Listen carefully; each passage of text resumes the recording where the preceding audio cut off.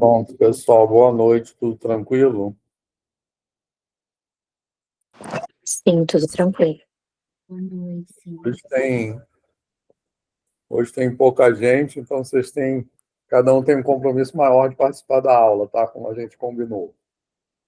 Beleza? E hoje a aula, então, não vai dar para a gente falar tudo de topologia. Então, hoje é uma aula, assim, vamos falar sem compromisso, o que for possível sobre topologia, beleza? Tem algumas coisas, alguns conceitos, assim, que são importantes para a gente falar de funções contínuas, então só por isso que eu optei por manter essa aula, né? Assim. E então vamos ver o que for possível. E topologia tem muita nomenclatura, tá? Tem muito definições mesmo, tá? Para a gente aprender, tranquilo?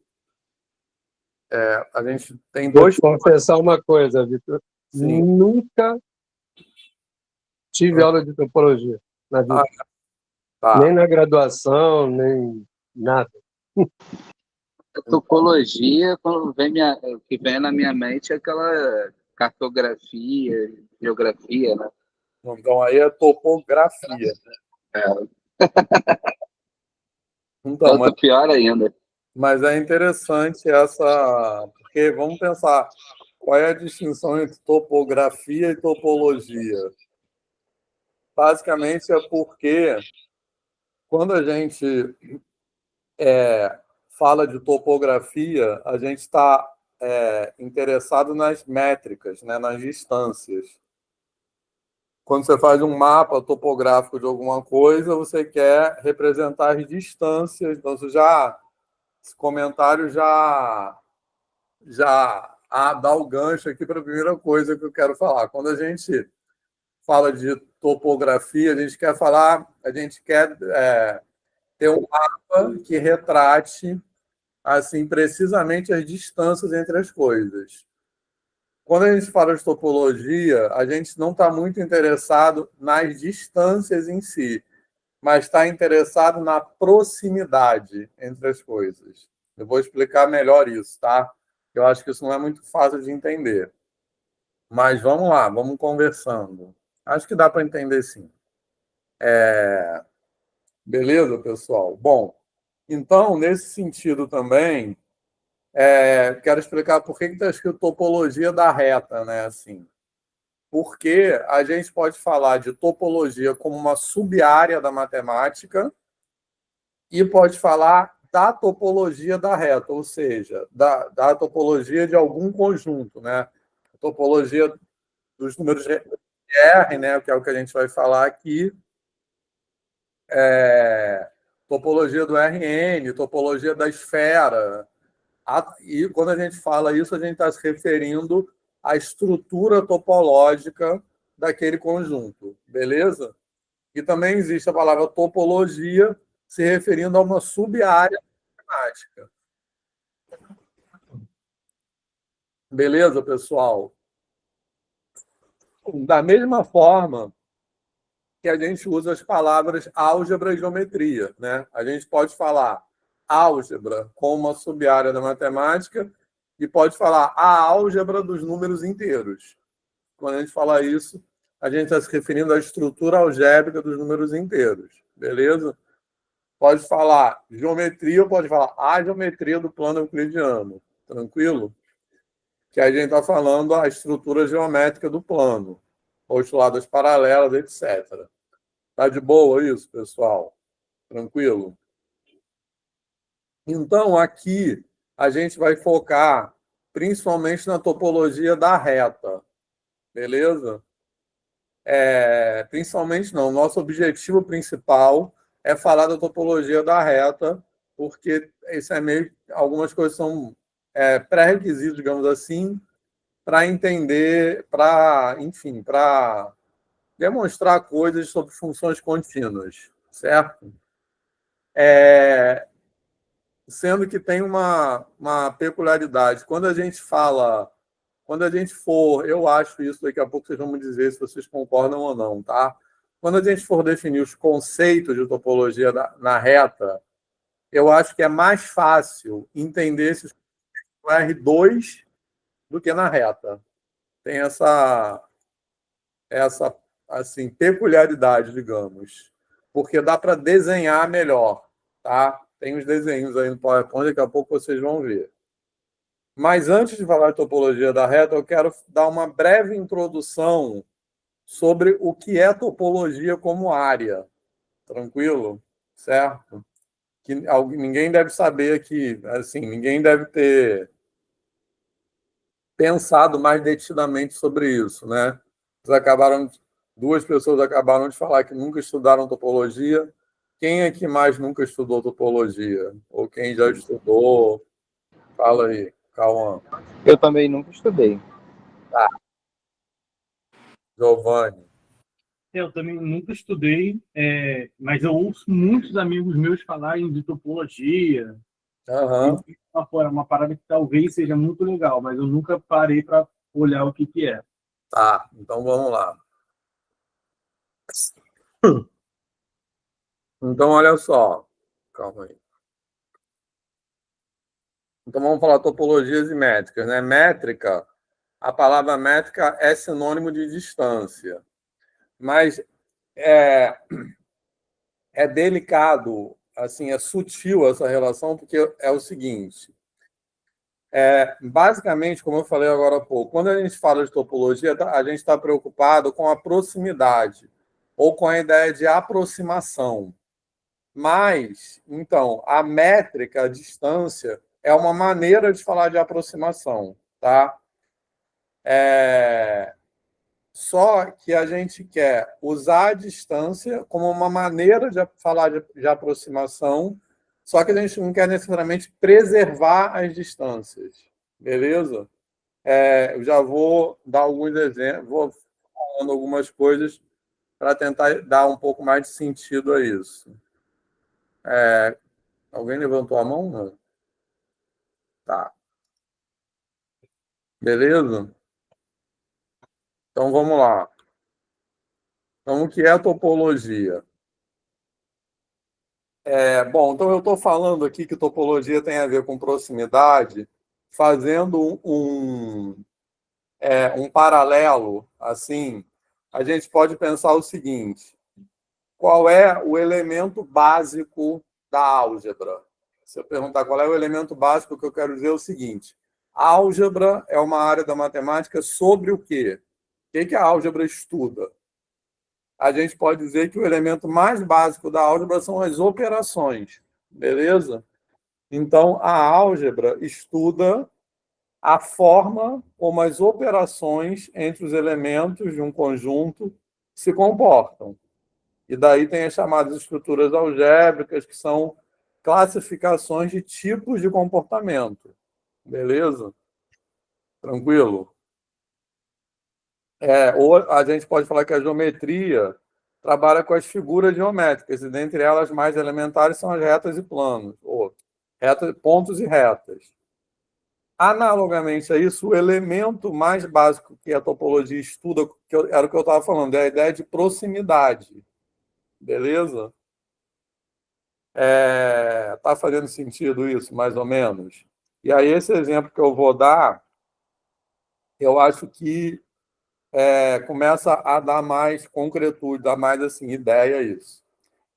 Então, esse desenho aí que eu estou representando, que eu estou mostrando, ele representa dois conjuntos topologicamente equivalentes, que são a circunferência e o quadrado, beleza?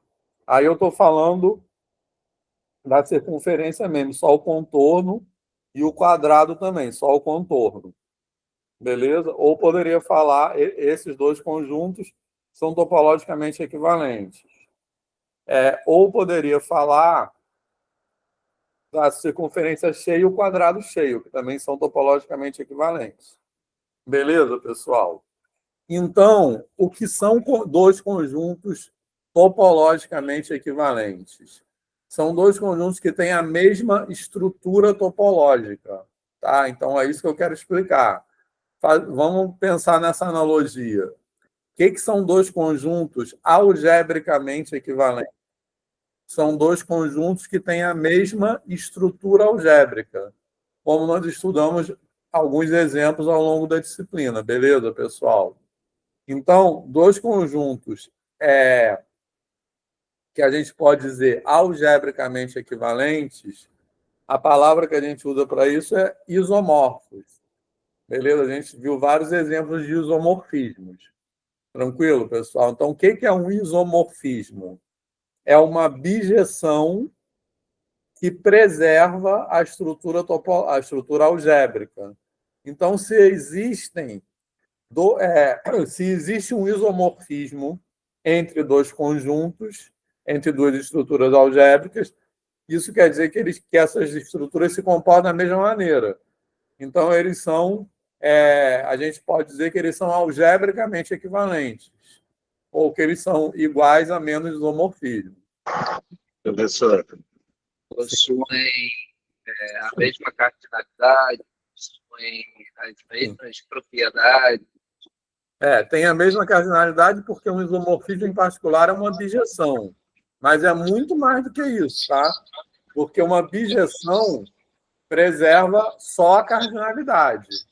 Um isomorfismo preserva a cardinalidade e a estrutura algébrica. Beleza? Então, quer dizer, por exemplo, se são dois anéis, significa que as propriedades de adição e multiplicação são preservadas. Isomorfismo de anel, elas se comportam da mesma maneira. Se é um grupo, também. Se é um espaço vetorial, beleza? Beleza. Tranquilo, pessoal? Mais alguém? Tá de boa isso? Tá fazendo sentido mesmo? Eu acho que topologia é a coisa mais estranha, assim. Estranha não é estranha, é mais menos familiar para vocês. Giovanni, quer falar? Não, tranquilo, entendi. Beleza. Bom, então, pensando nessa analogia que eu estou explorando com a álgebra,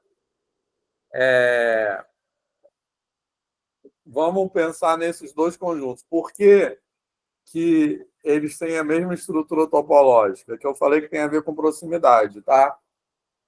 Pelo seguinte, eu posso pensar da seguinte forma. Se esses conjuntos os conjuntos que eu estou falando é só os contornos, tá?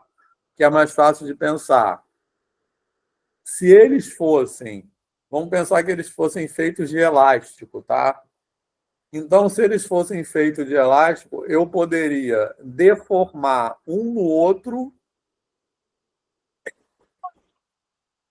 sem colar nem rasgar. Fez sentido isso? Tranquilo? É claro que, veja bem, de um lado, o quadrado tem bicos, tem vértices, e a esfera não tem. A circunferência não tem. Além disso, as distâncias, né, as métricas, são diferentes. O perímetro do quadrado que eu estou desenhando aí é diferente do perímetro da circunferência. Mas isso, para a topologia, não importa. Não importa que eles tenham um formato diferente, nem um tamanho diferente. O que importa é que um pode ser deformado no outro sem colar nem rasgar. Tá legal? Ou seja, em outras palavras, pontos próximos de um lado são transformados, se eu faço essa transformação, pontos próximos ali na circunferência, eles são transformados em pontos próximos também no quadrado.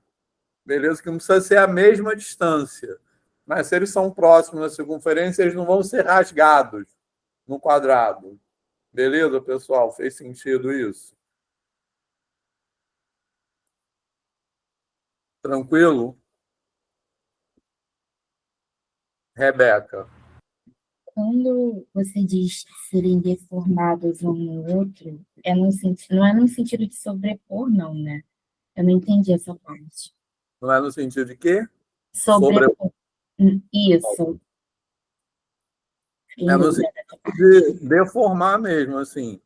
Faz de conta que você pega uma circunferência feita de barbante. Eu falei elástico, mas deixa eu botar mais coisas aqui que vão aparecer mais coisas escritas. Ó. É possível deformar continuamente o círculo, não, é melhor a circunferência. É deformar o círculo, enquadrar um no outro, sem que os segmentos correspondentes sejam rasgados e colados. Então, é assim, faz de conta que a circunferência é feita de barbante, entendeu? Barbante não, melhor elástico mesmo, porque eu posso mudar os comprimentos. Faz de conta que a circunferência é feita de elástico. Eu posso pegar esse elástico, esticar ele, fazer assim e formar um quadrado, entendeu? Ah, sim, entendi. Então, eu marquei ali, ó, um pedacinho da circunferência em vermelho. Faz de conta que eu estiquei a circunferência de tal forma que esse pedacinho que está marcado em vermelho, ele vai ser transformado naquele outro pedacinho que está marcado em vermelho no quadrado. Tá vendo ali? Sim. Sim. Então, por isso que isso que eu quero dizer, os pontos que estão ali próximos continuam próximos, eles não foram rasgados. Mas aquele pedacinho da circunferência, ele não tem o mesmo formato, nem o mesmo comprimento, mas ele continua junto. Os pontos que estão ali juntos continuam juntos do outro lado. Essa é a ideia. Entendi. Tá de boa, Rebeca? Sim, agora entendi. E o resto, e as outras pessoas? Todo mundo entendeu, pessoal? Quer dizer, fez sentido? Eu fiz um resumão aqui, né? Pontos próximos da circunferência são pontos próximos em um quadrado, deformando continuamente o círculo e o quadrado um no outro, sem, entre aspas, rasgar ou colar segmentos. Seria isso, né? Mas a circunferência e o quadrado são só um exemplo, tá? Mas seria Sim, isso. pode ser qualquer figura. Isso. Aí a gente vai ver exemplos de coisas que são topologicamente equivalentes e que não são, tá? Então, basicamente, uma circunferência ela é topologicamente equivalente a qualquer curva fechada sem autointerseção. Beleza? Pode desenhar uma ameba, assim, ela é topologicamente equivalente à circunferência. Foi isso. Certo, pessoal? Um exemplo, professor. Quadrado e um triângulo. Sim, um quadrado e um triângulo, sim. Qualquer curva fechada. Ou se você fez uma esfera e, sei lá, outra coisa. Uma elipsoide, por exemplo. Entendeu? Giovanni. Professor, o que você quer dizer com autointerseção? Autointerseção é que não corta. Na verdade, é qualquer curva plana, fechada e sem autointerseção, tá? É o que a gente chama de fechada simples, né? Porque ela não corta ela mesma. Tipo assim, se eu pegasse um elástico e dobrasse ele. Tipo isso. Pegasse o quê? Um elástico e dobrasse ele, aí faz aquela... Um símbolo de infinito, tem autointerseção. Tá, entendeu? beleza. Aí esse não é topologicamente equivalente, porque quando você deformar a esfera nesse símbolo de infinito, ele vai colar dois pontos. Vai colar aquele ponto ali no meio. Aí, para você deformar de volta, você teria que rasgar. Entendeu? Beleza, Giovanni? Beleza. Então, uma figura sem autointerseção não pode ser deformada para um círculo, por exemplo, ou um quadrado. Isso. Exatamente. Mas teria alguma figura que ele continuamente. poderia...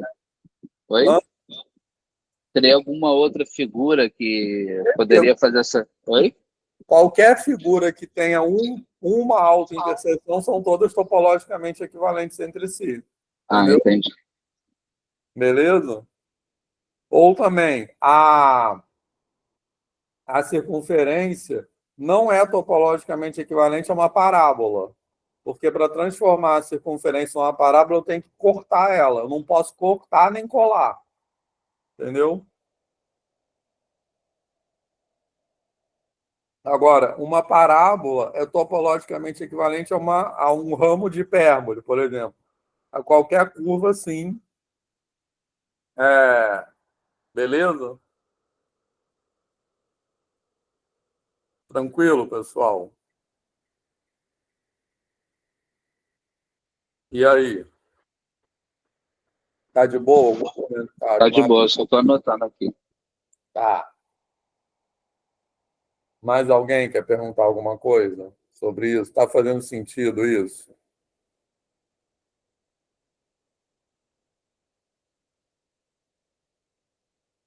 Certo? Mais alguém? Já começou, isso não é simples. Não é o quê?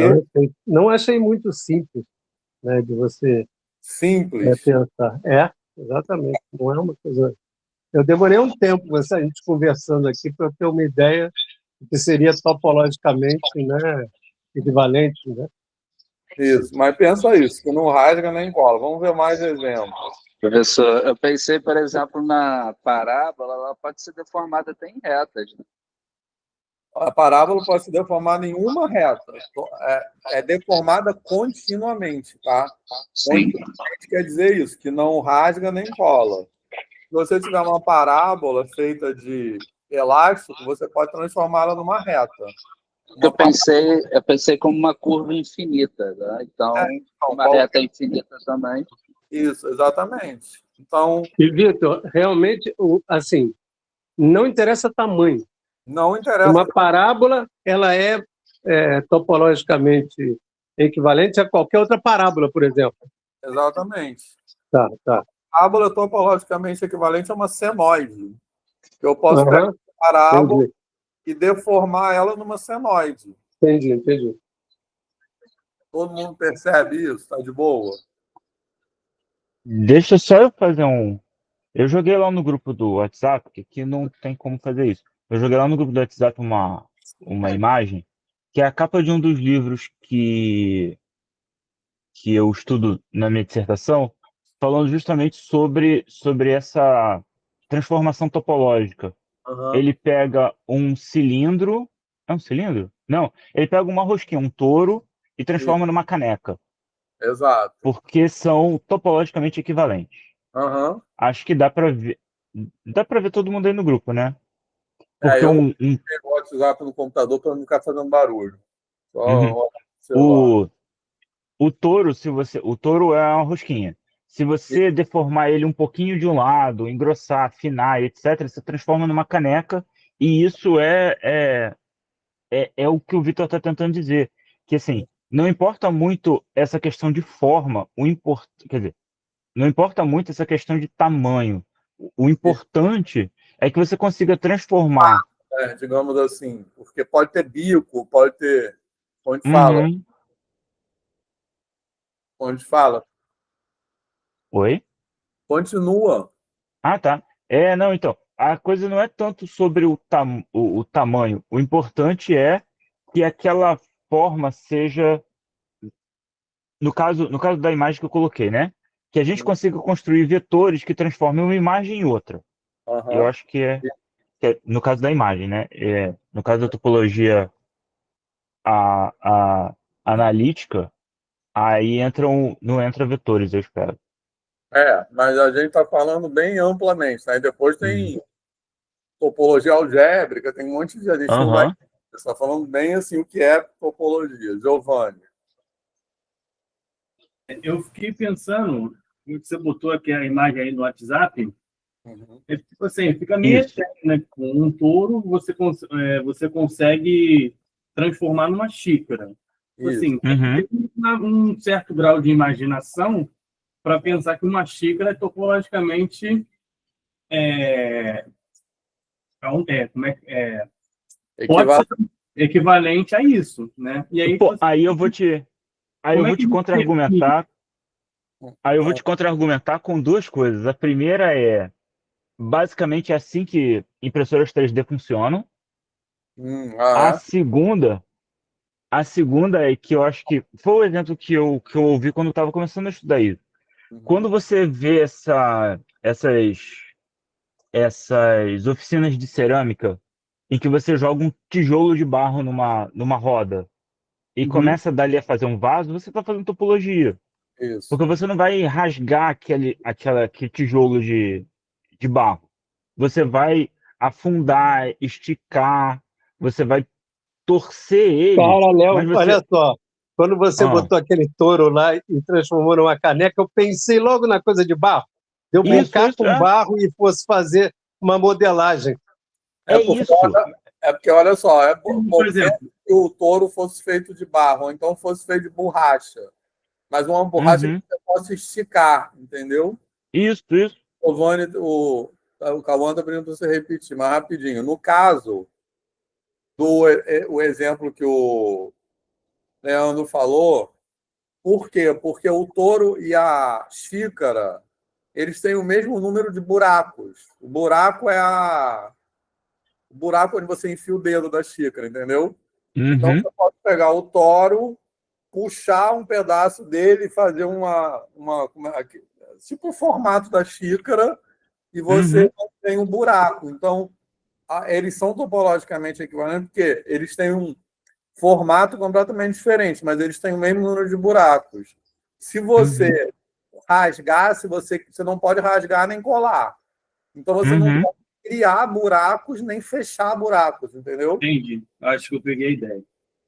Então, por Eu vou exemplo, eu poderia fazer um, um prato, a partir de uma esfera eu posso fazer um prato, mas eu pode. não posso fazer um Pode. prato a partir de um touro. Exatamente. Isso. Beleza.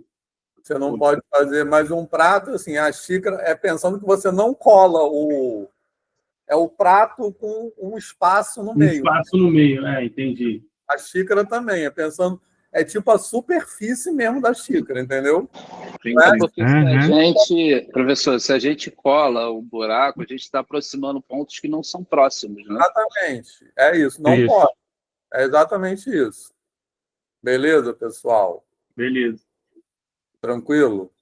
Tem Tranquilo. até uma. Espera aí que eu vou pegar só uma água aqui que eu esqueci rapidinho.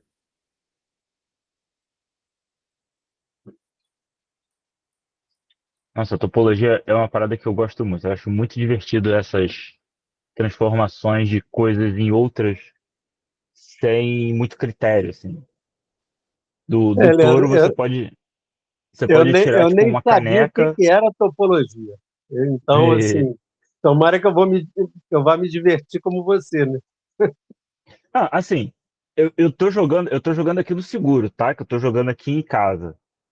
O programa de Erlangen, que é o que eu estudo, ele é o princípio de um pensamento topológico, que ele pega geometrias diferentes e vê como é que eu posso fazer transformações entre Isso. objetos dessas geometrias que eles se mantenham invariantes, independente do espaço em que eu as coloco.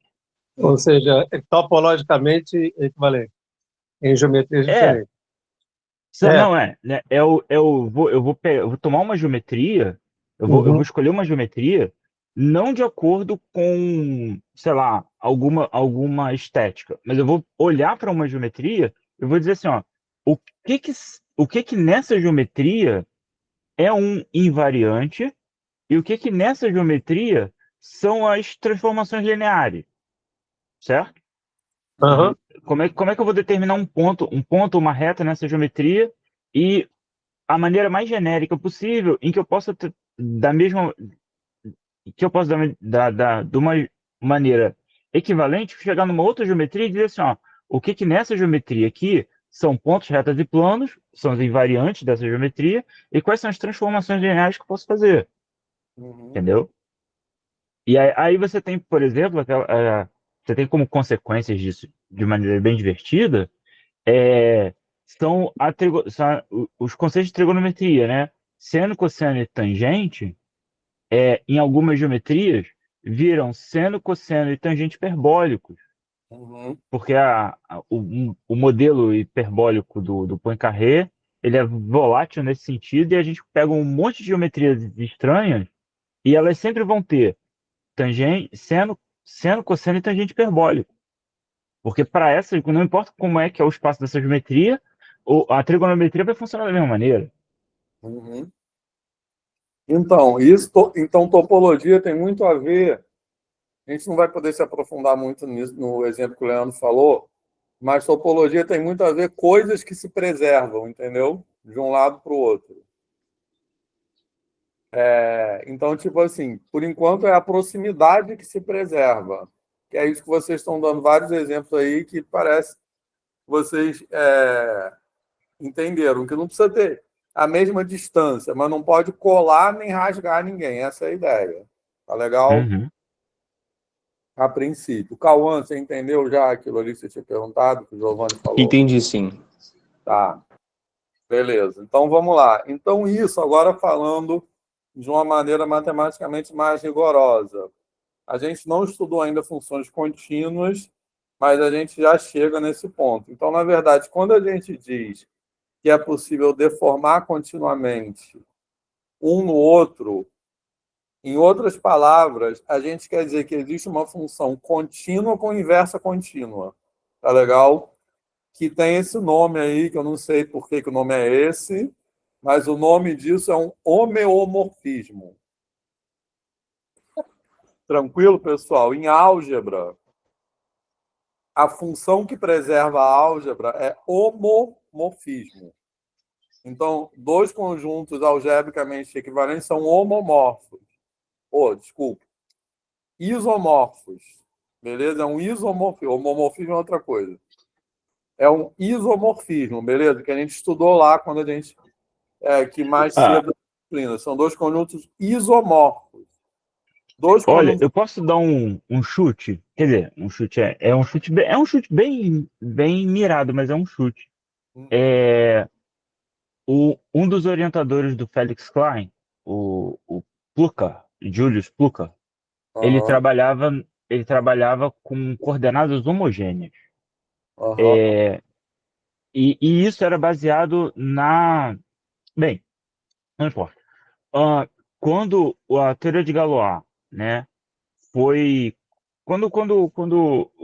Ali na França, na época do Klebsch, não, Klebsch é na Alemanha. Quando o Darboux, Jordan, Poincaré estavam trabalhando nas geometrias ali na França, em comunicação, né, com a Alemanha, eles tentaram trazer essa questão eles aproximaram a teoria de grupos do Galois das geometrias projetivas. Essas coordenadas homogêneas são coordenadas geométricas que elas, de fato, se mantêm homogêneas. E mantém a distância, ela vai sempre ela nunca vai ser logarítmica, por exemplo, que é uma distância que com grau ela vai aumentando de acordo com alguns graus.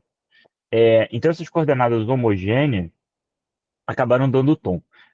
O homeomorfismo é quando eu tenho um morfismo, portanto, uma transformação homogênea, tá? Derivando dessa ideia. É só um chute, porque eu não estudo esse tipo de designação. Mas eu posso dizer que o caminho é por aí. Homeomorfismo é porque é um morfismo, portanto, uma transformação homogênea. Beleza, pode ser. Mas, enfim. Então, um homeomorfismo que é definido como uma função contínua com a inversa contínua é o que faz a equivalência topológica. Então, dois conjuntos homeomorfos são aqueles por os quais existe uma função contínua com inversa contínua. Então, eles são topologicamente equivalentes. Diego? É que o senhor colocou o seguinte: coisas que se preservam de um lado para o outro continuamente, e colocou independente das distâncias. Isso. Eu queria entender melhor esse independente da distância. Independente da distância, você pode esticar, mas não pode rasgar. Ah, entendi. Tipo, a circunferência não tem o mesmo perímetro do quadrado. Para deformar, você esticou. Entendeu? Entendi. Mas não rasgou. Beleza? Beleza. Beleza, pessoal? Então, olha só. Então, isso a gente, como eu disse, a gente não falou ainda de função contínua, a gente vai falar para encerrar a disciplina, mas isso também já dá uma ideia do que é uma função contínua, tá? Então, função contínua, vamos ver os próximos exemplos que vão também ajudar a entender melhor. Mas função contínua é uma função que não pode rasgar, beleza? Aí, uma coisa também que às vezes a gente não concebe muito isso, que é uma função contínua com inversa contínua. Por quê? Pode existir função contínua com inversa descontínua. Alguém já viu isso? A gente vai ver agora exemplos, tá? Beleza, pessoal? Mas alguém já tinha pensado nisso? Eu não pensei nisso, não. Então, é estranho isso, né? Mas pode acontecer, uma função contínua com inversa descontínua. Beleza? Por quê? Olha só, a função contínua, mas tem vários. A gente vai falar disso semana que vem, na última semana, mas tem várias maneiras de tentar entender o que é uma função contínua, né? Tipo assim, que fala, alguns livros falam, é aquela que pode ser traçada, o gráfico pode ser traçado sem tirar o lápis do papel. Essas coisas são problemáticas, mas a metáfora, digamos, a ilustração mais precisa da ideia de continuidade é não rasgar. Função contínua é aquela que não rasga, beleza? Só que, como a gente vai ver os exemplos agora, uma função contínua ela pode rasgar, quer dizer, ela não pode rasgar, mas ela pode colar, certo? Se uma função cola, a sua inversa rasga. Então, essa é o caso da função contínua com inversa descontínua. Vamos ver um exemplo agora. Até agora, isso que eu falei soou estranho ou... Eu achei muito estranho, estou esperando um exemplo. Vamos lá, esse exemplo. Ó. Esse exemplo é uma função que é conhecida assim, tá? Essa função aí é a parametrização da circunferência. Beleza? Que eu estou chamando de φ. Tá de boa isso, pessoal? Certo? Então, olha só. Eu tenho ali a circunferência de raio 1, que é definido aquele conjunto C que eu estou chamando. Beleza? Alguma dúvida nisso? Tranquilo? Tranquilo. E o intervalo I de 0 a 2π, tá? Repara que eu estou tendo o cuidado de botar esse intervalo I fechado de um lado e aberto do outro. Porque sem isso, se fosse fechado do lado, não seria uma bijeção. Tranquilo? Porque o ponto no intervalo I, o ponto t igual a 0, ele é transformado no ponto 1, 0 na circunferência, tá? Porque é cosseno t seno t. Então, t igual a 0 vai ser levado no ponto 1, 0. Alguma dúvida? Certo? O ponto 2π, que é a extremidade superior desse intervalo, também é levado no ponto 1, 0, porque ele fecha a circunferência. Tá beleza? Só que eu estou excluindo esse ponto, porque senão teria dois pontos levados no mesmo ponto da circunferência. Esse cuidado é para que essa função φ seja uma bijeção, certo? Todo mundo acompanhou esse exemplo? Sim. Beleza, pessoal? Tá? Então, essa função aí é uma função contínua, porque é cosseno e seno. Tranquilo? E repara, dá para ver também que ela é contínua porque ela não rasga. Mas ela não rasga, mas ela cola. Beleza? Repara que o que ela faz? Ela pega esse segmento e enrola na circunferência. Quando ela enrola o segmento, ela colou as extremidades do segmento. Então, ela é uma função contínua e, por ser bijetiva, ela é invertível. Só que como a função φ colou, a inversa dela vai ter que rasgar. Então, a função φ a menos 1 é descontínua, pois existem pontos. Então, olhando para o desenho, todo mundo olhando agora para φ a menos 1, tá? Então, a φ leva o segmento na circunferência, a φ a menos 1 leva a circunferência de volta no segmento, tá? Só que a φ a menos 1 é contínua, ou é descontínua. Por quê? Se eu, olhando agora para φ a menos 1, tá? Então eu estou indo de cima para baixo, né? Da circunferência para o segmento.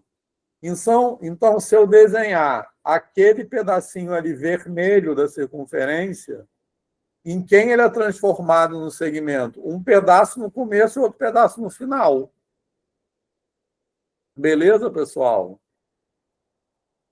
Todo mundo viu? E aí?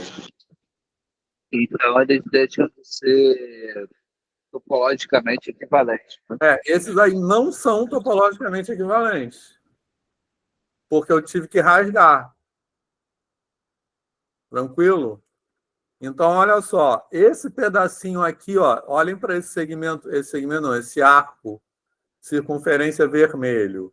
Esse pedacinho aqui acima do ponto, que é esse ponto aqui que é 1, 0, ele é levado aqui no começo do intervalo, beleza? Porque ele veio daqui, né? Porque isso é uma parametrização no sentido anti-horário. Esse pedacinho aqui embaixo do ponto, ele é levado lá no final do segmento, ele rasgou. Então, essa função φ a menos 1, ela não preserva a proximidade. Tá? Eu tenho pontos próximos, mais precisamente, existem pontos arbitrariamente próximos de 1, 0, porque eu posso pegar um ponto embaixo e outro ponto em cima, cujas imagens por φ a menos 1 estão a uma distância maior que uma distância grande, né? Maior que uma distância fixada. Na semana que vem, a gente vai ver aquela definição de continuidade com épsilons e deltas e vai voltar a falar, vamos voltar a esse exemplo aí. Mas fez sentido isso? Fez muito sentido. E quando eu vi, a princípio eu pensei que, como a reta ela não fecha, eu pensava que é esse ponto aberto aí que complicava tudo, mas agora eu entendi o segredo. Sim, é isso. Beleza? Então, isso aí já falei. A função φ, que vai do intervalo na circunferência, não rasga, mas cola. Então, como a função φ cola, a sua inversa, para voltar, ela tem que rasgar o que foi colado. Então, o ciclo não está... É que eu não me ligo muito nesses nomes. A circunferência e o segmento não são topologicamente equivalentes. Tá de boa isso, pessoal? E aí, estão aprendendo topologia? Professor, sempre então que faz essa cola, né? Sempre que a φ vai colar um segmento e depois a inversa vai descolar ele, Isso. isso vai valer sempre, né? Então, sempre que acontecer isso, a função que é contínua, a sua inversa não vai ser contínua. Exatamente. Isso aí. Beleza, pessoal? Exatamente isso que o Carlos falou. Ó, tô botando a lista de presença aí, até agora só 4 pessoas assinaram, tá? Assinem aí. Beleza? Olha só, vamos ver outro exemplo, só assim, para esse tipo de função estranha. Na semana que vem a gente vai ver mais, tá? Que a gente vai trabalhar com funções não caretas, que eu gosto de falar assim. São funções que a gente não está acostumado a pensar. Vamos ver mais um exemplo só de função contínua que a inversa é descontínua, tá? Só que agora vamos ver uma função de R em R, tá? Que é essa aqui. Então, preste atenção nisso aí que o Carlos falou. Então, olha só, essa função que o gráfico é esse, beleza? O gráfico são dois intervalos, é uma união, é um conjunto formado pela união de dois intervalos disjuntos, beleza? Que são esses aí, que está marcado em vermelho nesse gráfico aí, beleza? O intervalo 1, 0, o intervalo 2, 3. Então, essa função, embora o gráfico dela tenha dois pedaços, ela é contínua, tá legal? Porque ela não rasga, tranquilo? Ela não rasga porque o domínio dela, que é esse conjunto em vermelho, ele já tem dois pedaços. Então, ele já é assim, não é a função que rasgou, tranquilo? Então, essa função é contínua. Beleza? Agora, a inversa dela, que é essa aqui, peraí, que é essa aqui, que o domínio é esse conjunto azul aqui, é descontínua, porque a inversa dela rasga, porque a inversa dela transforma o intervalo 0, 2 nesse conjunto aqui que tem dois pedaços. Beleza, pessoal? Então, a F, que vai do conjunto vermelho no conjunto azul, não rasgou. Mas a F-1, que volta do conjunto azul para o conjunto vermelho, rasgou. Beleza? Não rasgou, a F não rasgou, mas colou. É exatamente a mesma ideia ali. Carlos. Beleza? Beleza. Eu só tinha ficado na dúvida se isso implicaria para todas as vezes mesmo. Pode pensar assim, para todas as vezes. Então, tipo que a gente aprende em cálculo 1, né? Aquelas coisas que são acostambradas. Rapidinho, Diego. A função 1 sobre x, por exemplo, ela é contínua, porque ela não rasga. Ela é definida num conjunto que já tem... Não foi ela que rasgou. O domínio dela que já estava rasgado. Entendeu? Diego. Então, quando a gente olha essa questão de rasgar ou não rasgar, a gente olha para domínio e imagem, não é isso? Isso. Aí Então, tem que olhar ali o azul, nesse caso, ali da reta vertical, a reta Y, eixo Y. Isso. Então, a função F leva o conjunto vermelho no conjunto azul. Então, o que a função F fez? Ela não rasgou, mas ela colou. O que a F-1 faz? Ela leva o conjunto azul no conjunto vermelho.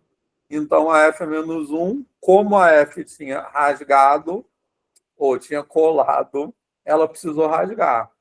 Então, a F é contínua e a F-1 é descontínua. E aí? Entendi. Porque ali a imagem vai de 0 a 2.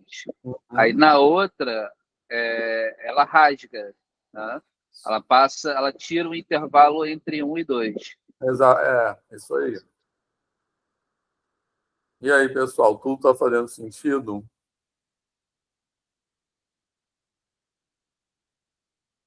É porque a forma que a gente aprende leva a gente a olhar sempre para a curva no plano, né? Na verdade, a gente tem que analisar domínio e imagem, né? Porque a forma que a gente aprende cálculo é uma forma que é basicamente calcada por uma simplificação tecnicista, né? Tipo assim, a gente aprende cálculo assim, faz assim e pronto. Né? Tudo assim. E isso esconde muitas coisas assim que acontecem, que poderiam ampliar o nosso pensamento, digamos. Tanto é que, como o senhor disse, né, sobre a função 1 sobre o x, eu já ouvi em alguns vídeos, ou até em aula de análise mesmo, que a primeira coisa que a pessoa fala, que o professor fala, é que vai ver que, na verdade, é contínuo. Que cálculo vem e fala que não é contínuo e a gente só decora isso, né? E aí, a análise, a gente percebe que é. Então, justamente, isso é uma simplificação. Porque eles querem falar assim, não é contínuo, porque a gente vai falar disso. Frank, quer falar, porque o gráfico tem um pedaço só. Não é isso. O gráfico da função, ele não acrescenta pedaços no domínio. É isso que ele não pode fazer, entendeu? Se o domínio já é rasgado, o gráfico vai ser rasgado também. Se o domínio tem uma interrupção, o gráfico vai ter uma interrupção. Beleza, Carlos? E aí querem fazer aqui aquela relação com limite, né? E falar a função é contínua se somente seus limites laterais existem e são iguais.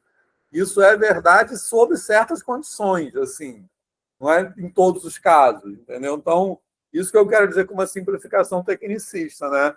Porque é uma maneira de você, como se tivesse querendo assim simplificar o cálculo, sei lá, deve cálculo e aí reduz o cálculo a maneira de fazer coisas. E aí eu acho que a gente perde muito com isso.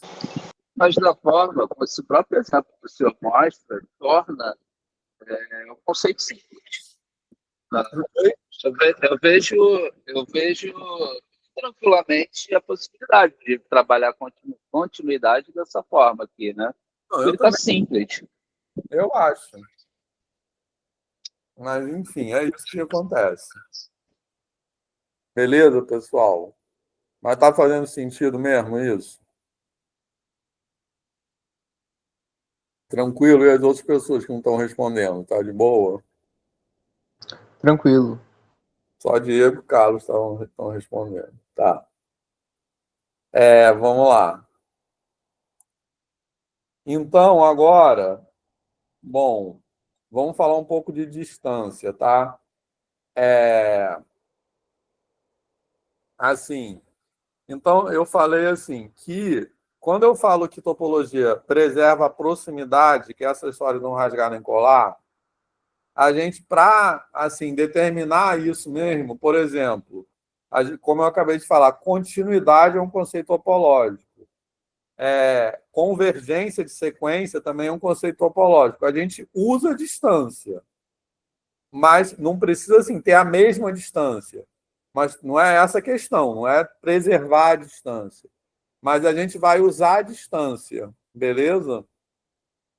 Então, por exemplo, quando a gente fala que uma sequência tende a um determinado ponto, a gente vai falar que a distância da sequência, ou dos termos da sequência, para aquele ponto que é o limite, fica arbitrariamente pequena, beleza, pessoal? Tranquilo? Tá de boa? Então, em topologia, a gente vai usar a ideia de distância, tá certo? Só que não é ter a mesma distância, não é isso. Mas a gente usa a ideia de distância para falar de proximidade, tá de boa? Alguma dúvida nisso? Então, por isso, aí tem uma coisa, só um parênteses, vou falar uma coisa, mas assim, se complicar muito, vocês esquecem, tá? A gente vai falar de espaço métrico, que é isso aí. Um espaço métrico é um conjunto. Acho que a gente não tinha falado isso. É um conjunto no qual que é munido de uma noção de distância. Beleza, pessoal? Tranquilo? Da mesma maneira, então o que eu vou escrever aí é quais são as condições mínimas que uma distância tem que satisfazer. Então, quais são exemplos de espaço métrico que a gente conhece? R é um espaço métrico, porque em R tem uma noção de distância. Q fala Complexos, né?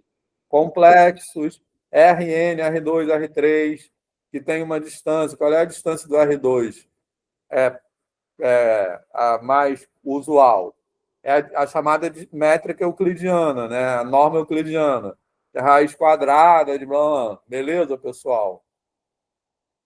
Tá de O que boa? a gente usa para calcular a diagonal do retângulo, né? Distância entre dois pontos no R2. Aquela E forma. no caso do R3 é o paralelepípedo, né? Uhum. Isso. Beleza, pessoal? Tá de boa? Então, um espaço métrico é um conjunto munido de uma distância, tá? Aí, quais são as condições mínimas que uma distância tem que satisfazer? Beleza? Que é igual definir anel, tranquilo? Quando a gente fala de anel, a gente tem aquelas condições mínimas que as operações num anel têm que satisfazer para chamar de anel, beleza, pessoal? Comutativa, etc. Então, quais são as condições mínimas que a gente quer que uma distância satisfaça? Qualquer coisa assim, que minimamente a gente possa chamar de uma distância. Primeiro, a distância entre dois pontos sempre tem que ser maior ou igual a zero. Todo mundo concorda? Tranquilo? Eu não quero ter distância negativa. Depois, a distância só é igual a zero quando dois pontos são iguais. Eu não quero ter dois pontos diferentes com a distância sendo zero. Tá de boa? Bem razoável isso. Depois, a distância tem que ser simétrica, tá? Eu não quero medir a distância de x até y dar uma coisa, a distância de y até x dar outra. Tá beleza isso, pessoal? Certo? Professor, pode repetir a 2, por favor? A 2 é que a distância entre os dois pontos é zero só quando esses pontos forem iguais. Distância entre x e y é zero, somente 6x igual a y. Ou seja, eu não quero ter dois pontos diferentes que a distância deles é zero. Distância zero só do ponto até ele mesmo. Professor, mas por quê? Aí entra numa dificuldade minha filosófica. Por que nomear, né? Se está, sei lá, um ponto sobre outro, por que nomear de forma diferente? Por que não o mesmo ponto? Não, porque eu preciso escrever esse C e somente C. Se eu escrever a distância de x até x igual a zero, eu só tenho uma direção dessa implicação. Eu tenho que dizer também que quando a distância de x até y for zero, então x será igual a y, entendeu? Entendi. Será o mesmo Eu posso ponto. fazer um adendo? Espera aí, só um minuto. Se você falar que a distância de x até x é igual a zero, você está falando o seguinte: a distância de um ponto até ele mesmo é igual a zero, mas você não está eliminando a possibilidade de ter a distância entre dois pontos diferentes também ser igual a zero, entendeu? Por isso que eu tenho que escrever o C e somente C. Aí é uma questão puramente lógica mesmo. Beleza?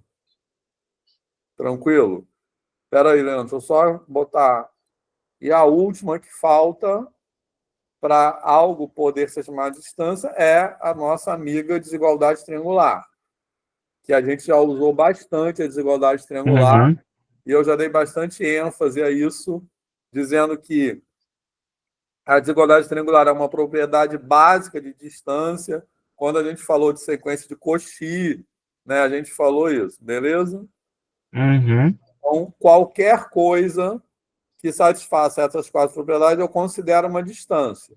Os exemplos que nós conhecemos: distância em dois pontos na reta, distância em dois pontos no plano, no espaço, etc.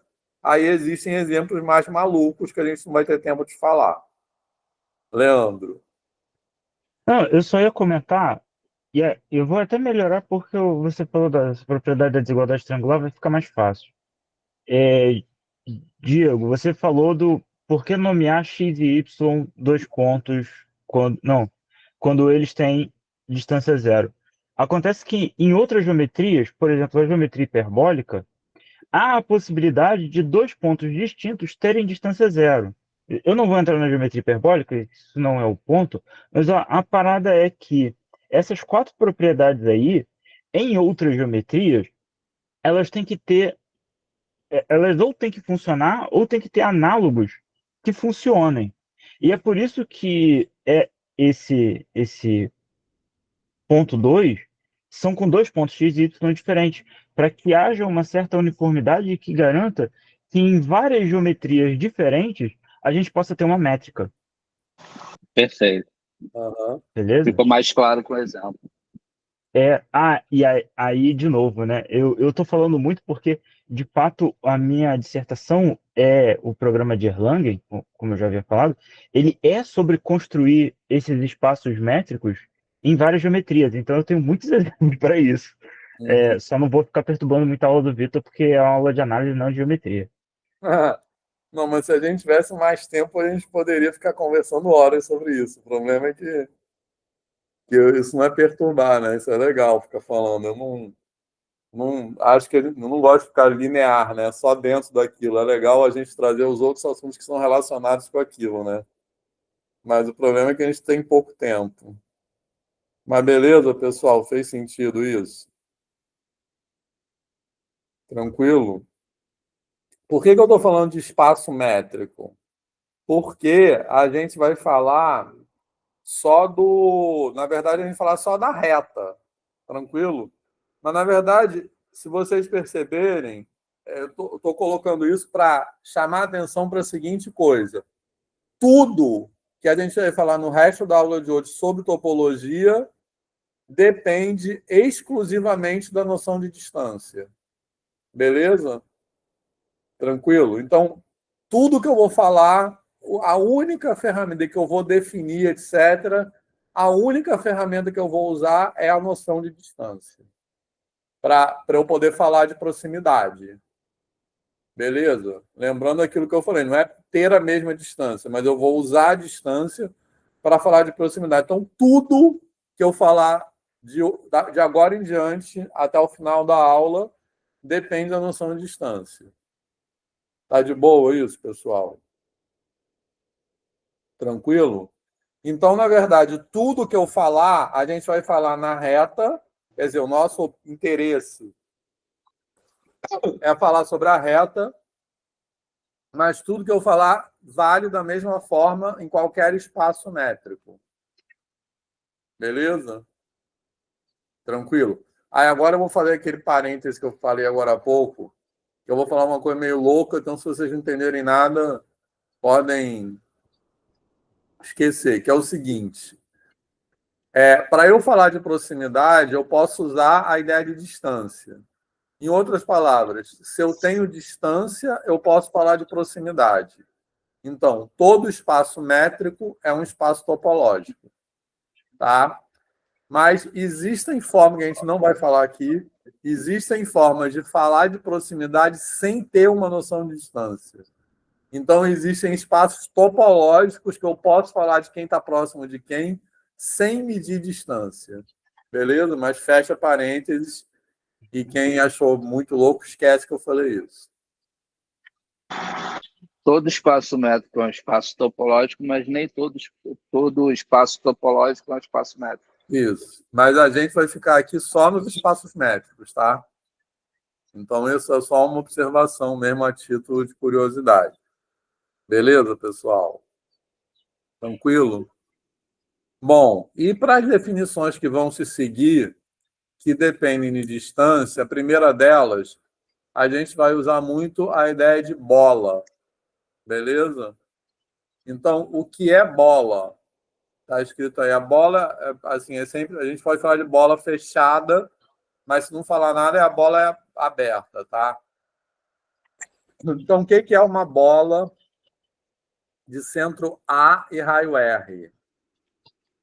uma bola é definida, que é aquela notação ali, ó, bola de centro A e raio R, ela é definida como conjunto dos pontos do espaço cuja distância até A é menor do que R. Então, o conjunto dos x, cuja distância, tais que a distância de x até A é menor do que R. Tá beleza isso, pessoal? Tranquilo? Então, vamos lá. No R2, o que é uma bola? É um disco. Beleza? Ou seja, é um círculo. É um círculo sem a circunferência, porque é menor do que R. Tá? Uhum. Tranquilo, pessoal? Certo? Uhum. E o que é uma bola no R3? É uma esfera sem a casca. Uhum. Tá legal? Certo? Alguma dúvida? Tá? E na reta, o que é uma bola de centro A e raio R na reta? É um intervalo. Tá de boa? Então, na reta, o que é o conjunto dos pontos cuja distância de A a R, de X a A é menor do que R? É o intervalo de A menos R até A mais R. Tá de boa isso, pessoal? Uhum. Então, uma bola na reta é um intervalo aberto, com centro no ponto A. Tá legal? Alguma dúvida? Bom, e aí eu vou escrever aqui a definição de convergência de sequência, que a gente já viu, tá? Porque a gente pode escrever essa definição em qualquer espaço métrico.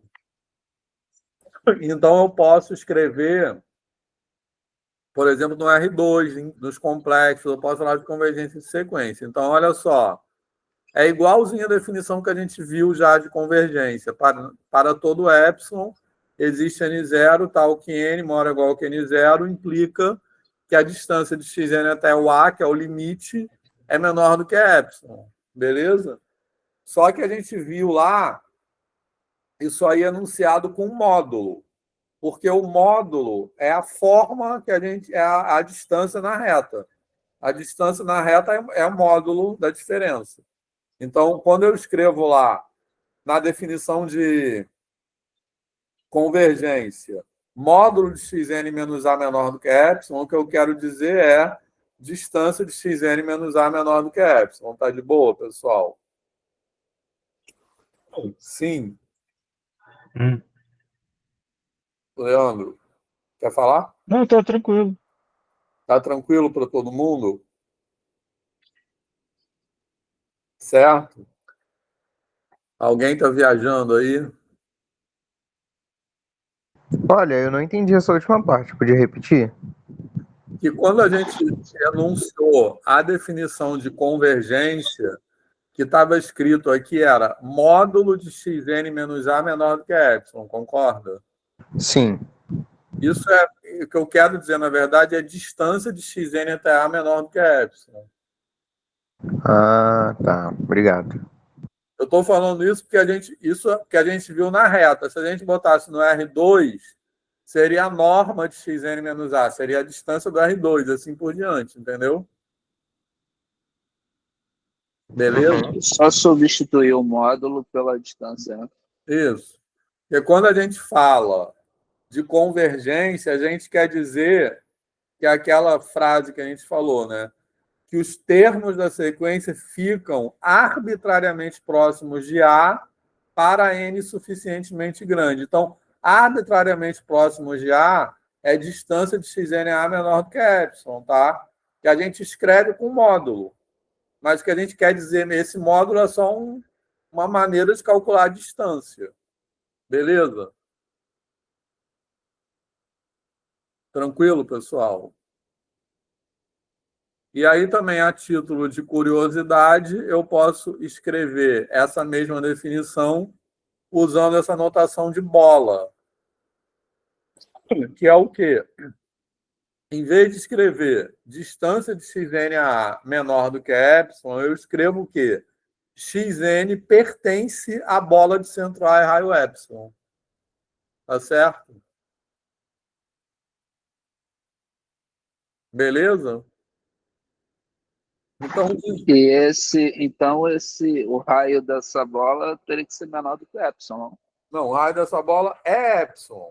É epsilon. Se xn está dentro da bola de raio epsilon, quer dizer que epsilon é um raio. Quer dizer que a distância é menor do que epsilon, entendeu? Beleza. Beleza, pessoal? Mas não teria que estar ali na linha, não? XL pertence à bola de... Ah, tá, a bola de epsilon. Tá, agora que eu vi. Isso. Então, se ele pertence à bola de raio epsilon, a distância é menor do que epsilon, porque a bola de raio epsilon é sem a fronteira, entendeu?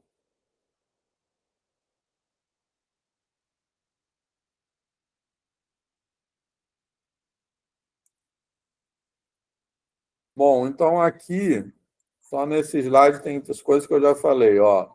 Isso aí é distância no RN, que é a chamada métrica euclidiana, que é a norma da diferença, que é isso aí, raiz quadrada, somatório das diferenças das coordenadas ao quadrado, todo mundo sabe. E a distância na reta é o módulo, isso aí que eu estava falando agora, e a bola na reta é um intervalo aberto de centro A. Tá beleza? Tranquilo, pessoal?